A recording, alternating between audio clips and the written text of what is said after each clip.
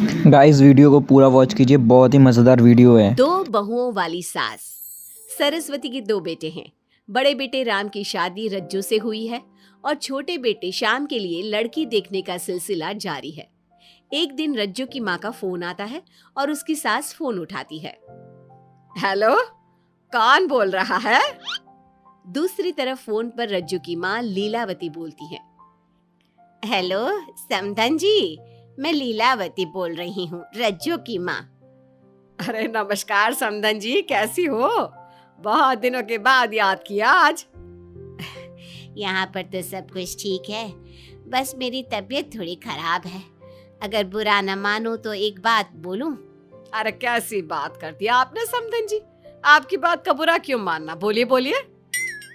मेरी कुछ दिन से तबीयत ठीक नहीं है और यहाँ पर मेरी देखभाल करने वाला कोई नहीं।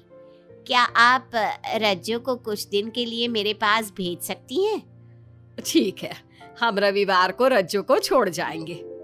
इतना कहकर सरस्वती फोन काट देती है और अपनी बहू को आवाज लगाती है। रज्जू, ओ रज्जू, जल्दी यहाँ आना तो। क्या हुआ माँ जी, कुछ चाहिए था क्या? अरे नहीं, कुछ नहीं चाहिए। अभी तुम्हारी माँ का फोन आया था, उनकी कुछ दिन से तबीयत खराब है, वो तुम्हें बुला रही है। राम को फोन करके कह दे कल की 2 ट्रेन की टिकट करा देगा, मैं भी जाऊंगी तुम्हारे साथ। इतना सुनते ही रज्जू राम को फोन करके सारी बात बताती है और 2 टिकट के लिए बोल देती है। शाम को खाने के टेबल पर सब रज्जू के जाने की बात करते हैं। तब रज्जू का देवर श्याम कहता है, भाभी आज बहुत खुश लग रही हो, मायके जाने की इतनी खुशी, उफ।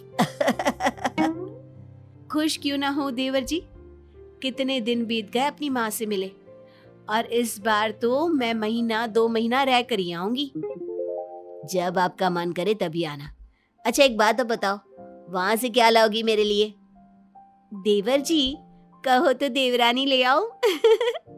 वैसे भी सभी घर वाले चाहते हैं कि आपकी जल्दी से शादी हो जाए। श्याम शर्मा जाता है और चुप हो जाता है। इतने में राम कहता है, रज्जू तुमने जाने की सारी तैयारी तो कर ली है ना? कपड़े तो रख लिए ना?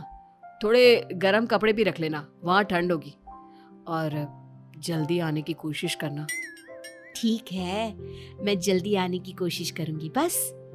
अगली सुबह दोनों जाने की तैयारी करने लगी।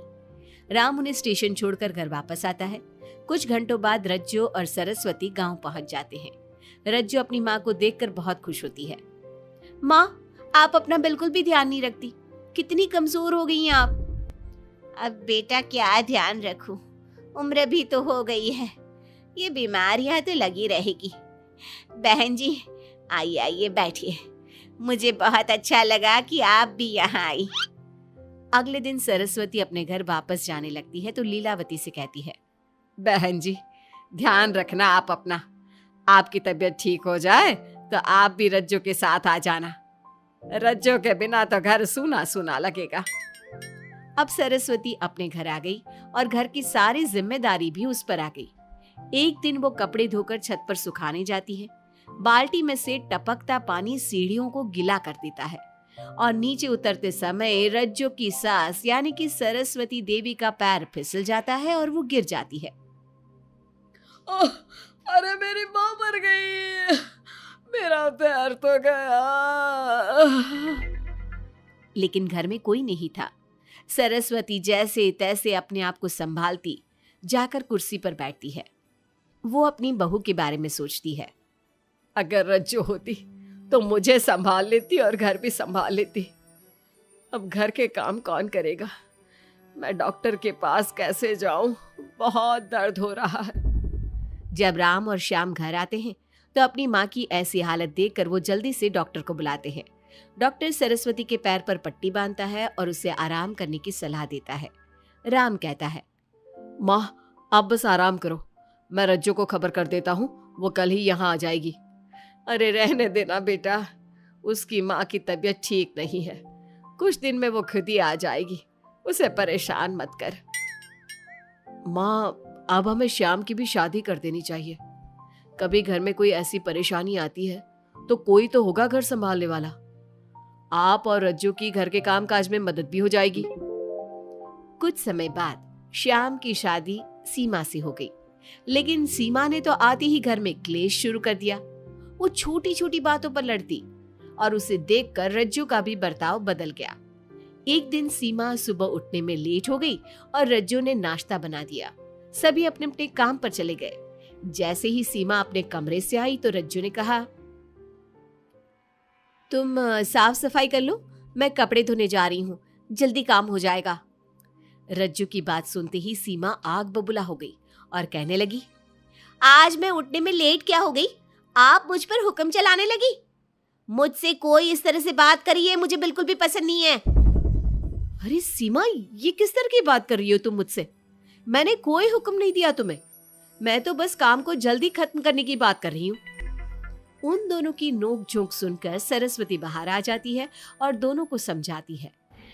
शाम को सब एक साथ खाना खाने लगे, लेकिन खाने के बाद जब सब अपने कमरे में चले जाते हैं और खाने की टेबल पर थाली यूं ही छोड़ देते हैं, सरस्वती को ये देखकर बहुत गुस्सा आता है। वो दोनों बहुओं को बुलाकर कहती है, तुम सब खाना खाकर चले गए, अब ये बर्तन कौन उठाकर रखेगा? मेरे लिए छोड़कर गई हो सारा काम। तुम दोनों को शर्म नहीं आती? अब दोनों बहुएं एक दूसरे के ऊपर बात टालते हुए फिर लड़ने लगी। ये देख सरस्वती परेशान हो गई। उसने दोनों को डांटा और उन्हें अपने कमरे में भेज दिया। सरस्वती ने जूठे बर्तन धोए। कुछ दिन इसी तरह चलता रहा। अब दोनों सास की नजरों में एक दूसरे को गिराने में लग गई। माँ जी, जब भाभी फोन पर बात कर रही थी ना, तो कह रही थी मैं अपने मायके चली जाऊंगी तो देखते हैं कि कौन काम करता है। अरे हम सबकी बुराई कर रही थी वो। बहू, किसी की बात चुपके से सुनना गलत है ना। तुम आज के बाद ऐसा मत करना। अब तुम जाओ, मैं रज्जू को समझा दूंगी। सरस्वती ने रज्जू से बात करके उसे समझा दिया, लेकिन रज्जू को अपनी देवरानी पर बहुत गुस्सा आया। अब वो भी सीमा की चुगली अपनी सास से करने लगी। अगले दिन रज्जू अपनी सास के कमरे में जाती है और कहती है, मैंने सीमा को बात करते सुना था। वो देवर जी से कह रही थी कि अगर हम लोग अलग कहीं रहे तो हम ज्यादा खुश रहेंगे, रोज रोज की लड़ाइयों से भी बचेंगे। सरस्वती को इस बात पर गुस्सा तो बहुत आया, लेकिन उसने कुछ कहा नहीं। जब दोनों बहुओं को लगा कि सरस्वती उनकी बातों में नहीं आने वाली, तो उन्होंने रिश्तेदारों और पड़ोसियों से एक दूसरे की चुगली करना शुरू कर दिया। जब सरस्वती को ये बात पता चली तो उसने इनकी लड़ाई को शांत करने का उपाय निकाला। रज्जो, सीमा, यहाँ आओ दोनों। दोनों अपनी सास के पास आती हैं। कल मैं घर में हवन करवा रही हूँ। तुम पड़ोसियों और रिश्तेदारों को आने के लिए कह दो और हवन की सारी तैयारी कर लो। हवन का दिन आ गया। पंडित जी रामायण का पाठ करने लगे। माता सीता से महान कोई पत्नी नहीं। उन्होंने अपने पति के लिए सारे राजपाट, सुख सुविधाएं त्याग दी। अगर कोई पत्नी अपने पति को परिवार से अलग होने को कहती है तो वो पाप की भागीदार होती है और बेटों को भी मां से अलग नहीं होना चाहिए। सीमा पंडित जी की बात बहुत ध्यान से सुन रही थी और उनकी हाँ में हाँ मिला रही थी। ऐसे ही रामायण का पाठ अंतिम सीमा पर आ गया, जिसमें विभीषण के बारे में बताया गया था। अगर विभीषण अपने भाई का भेद न देता तो रावण का विनाश नामुमकिन था। पूजा खत्म होते ही सीमा बोल पड़ी, तभी तो मैं कहती हूँ परिवार में आपसी प्रेम होना बहुत जरूरी है, लेकिन मेरी सुनता कौन है इस घर में?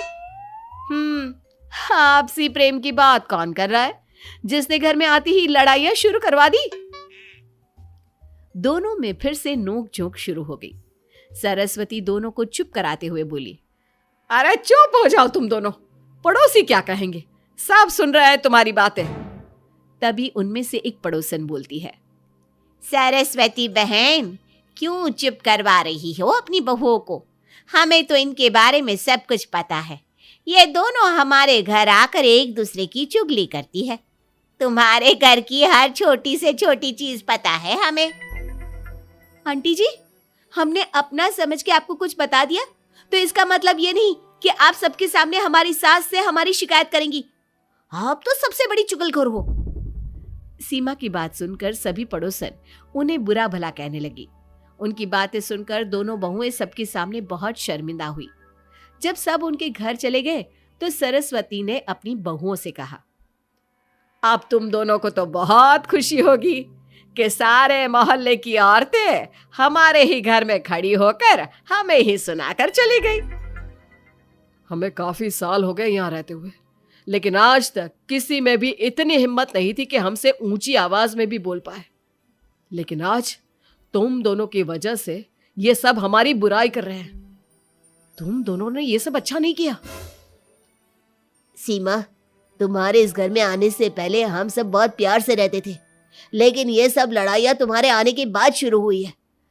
आज के बाद तुमने घर में किसी से भी झगड़ा किया तो मैं तुम्हें तुम्हारे मायके छोड़ आऊंगा, समझी तुम? ये बात सुनकर सीमा रोने लगी और सबसे माफी मांगने लगी। पंडित जी भी ये सब देख रहे थे। उन्होंने सबको शांत करवाया। कृपया आप सभी शांत हो जाइए, गुस्से से तो बात और बिगड़ जाएगी। अगर आप दोनों बहुएं मिलकर रहती, घर की बात घर में रखती, तो कोई आपसे कुछ कहने की हिम्मत नहीं करता। आज आपको इस बात का एहसास तो हो ही गया होगा। औरत ही तो होती है जो मकान को घर बनाती है। अब भी कुछ नहीं बिगड़ा, आप दोनों प्यार से रहो। आपके पड़ोसी और रिश्तेदार अपने आप चुप हो जाएंगे। पंडित जी की बात दोनों बहुओं की समझ में आ गई। अब दोनों प्यार से रहने लगी। इसी तरह समय बीत गया। अब पड़ोस की औरतें उनके प्यार की मिसालें देने लगी। गाइस, उम्मीद करता हूँ आपने पूरी वीडियो देख ली होगी। अभी वीडियो को लाइक कीजिए, शेयर कीजिए और हमें चैनल पर फॉलो कीजिए। Okay guys, thank you for watching.